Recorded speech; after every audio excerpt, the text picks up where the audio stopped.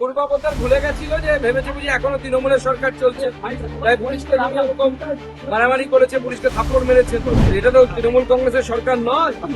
এখানে যদি ওই ধরনের কিছু করতে যান তাহলে তাদের জেলের পেছনে স্থায়ী হবে, পালিয়ে যেতে পারে ওদিক দিয়ে। সেজন্য বিদেশে যাওয়ার পারমিশন দেওয়ার আগে মহামান্য আদালতের খুব চিন্তা করে দেওয়া উচিত। একে বিশ্বাস নেই, ওখান থেকে কেটে পড়তে পারে, ভানুয়াতেই চলে যেতে পারে। ডিএনএ, সেই ডিএনএ এর মধ্যে গণতন্ত্র বলে কোনো বস্তু নেই এবং তারা গণতান্ত্রিক পদ্ধতিগুলো যখন ভারতবর্ষের স্পিকার এসেছে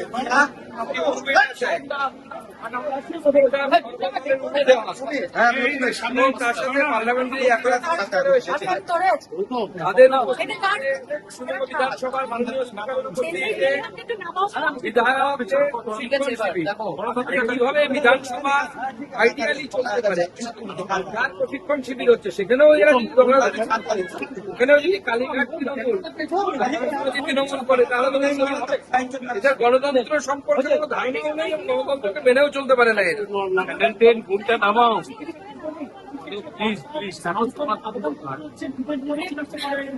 বিদেশে পালাচ্ছে, সব ম্যানেজ করার জন্য ওখানে গিয়ে সম্পত্তি লুকিয়ে রেখেছে হয়তো, অথবা বিদেশে চলে যাচ্ছে যাতে আর এখানে ফিরতে না হয়, এই চেষ্টা করছেন যে বিদেশে গেলে আর ফিরবো না, পালিয়ে যেতে পারে ওদিক দিয়ে। সেজন্য বিদেশে যাওয়ার পারমিশন দেওয়ার আগে মহামান্য আদালতের খুব চিন্তা করে দেওয়া উচিত।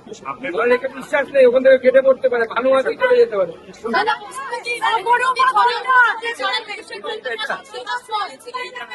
আরে এই বাংলা হাট একটু নিচু করো, বাংলা হাট নিচু করো, একটু নিচু করো।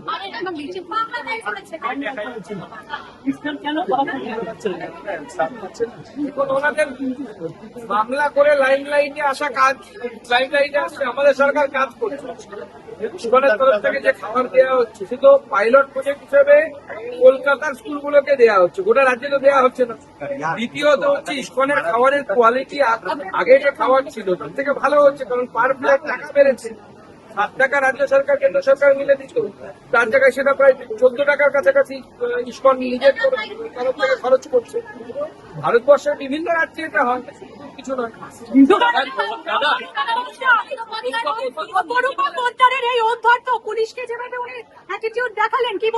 পূর্বাবতার ভুলে গেছিল যে ভেবেছে বুঝি এখনো তৃণমূলের সরকার চলছে, তাই পুলিশকে বিভিন্ন রকম মারামারি করেছে, পুলিশকে থাপ্পড় মেরেছে। এটা তো তৃণমূল কংগ্রেসের সরকার নয়।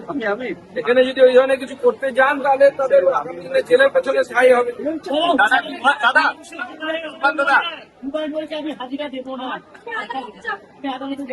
যেখানে যাওয়ার যা, হুমায়ুন কবির সাহেবকে আমি স্পষ্ট আগেও বলেছিলাম, আবার বলছি, ওই সংখ্যার ভয় দেখাবেন না। কিছু অশিক্ষিত লোককে রাস্তায় নামিয়ে দেবেন বাচ্চার সাথে, আর তাদেরকে দিয়ে বাড়িঘর ভাঙাবেন, বাস জ্বালাবেন, ট্রেন জ্বালাবেন। ওই যুগ চলে গেছে। এটা মমতা বন্দ্যোপাধ্যায়ের সরকার নয়, শুভেন্দু অধিকারীর নেতৃত্বে ভারতীয় জনতা পার্টির সরকার করছে, মোদীজির সরকার চলছে। এখানে কিন্তু রাস্তায় নেমে ভাঙচুর করলে তোমার বাড়ি বিক্রি করে টাকার ব্যবস্থা করা হবে, প্রয়োজনে হুমায়ুন কবিরের বাড়ি দিলাম করা হবে। 2018 সালে অভিযোগ উঠেছে যারা ডাক্তার নন তাদেরকে দিয়ে নাকি ডাক্তারি করানো হয়েছে, আয়ুষের ডাক্তারদেরকে নিয়ে গিয়ে নাকি নিউরো সার্জন হিসেবে নিউরো মেডিসিন পরিচয় দেওয়া হয়েছে এবং এই ধরনের নানা অভিযোগ উঠছে।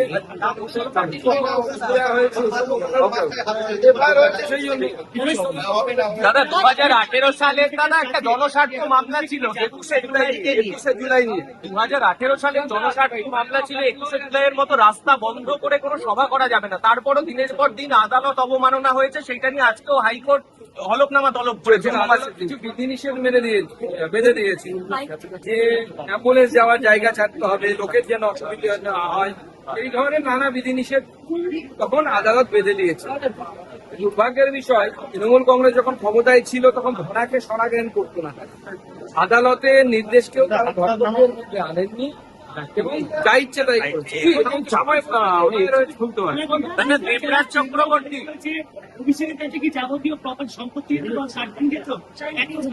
দেখুন, দেবরাজ এর নামে নাকি অভিযোগ উঠেছে, তিনি এবং তার স্ত্রীর নাম, যে প্রায় 1300 না 1500 কোটি টাকার মালিক।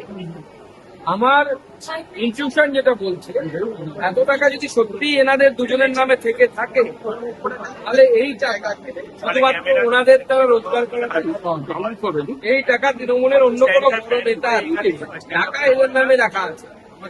এবং সেক্ষেত্রে সব থেকে বেশি সম্ভাবনাময় ব্যক্তির নাম হচ্ছে অভিষেক বন্দ্যোপাধ্যায়, কারণ দেবরাজ এবং তার স্ত্রী দুজনেই, যিনি প্রাক্তন বিধায়িকা, দুজনেই অভিষেক বন্দ্যোপাধ্যায়ের অত্যন্ত কাছের বলে আমরা জানি মিডিয়া সূত্রে। আরো ভালো ভালো খবর দেখতে সাবস্ক্রাইব করুন বাংলা হান্টের ইউটিউব চ্যানেল। বাংলা হান্টের আরো খবর দেখতে নজর রাখুন। বাংলা খবর মানেই বাংলা হান্ট।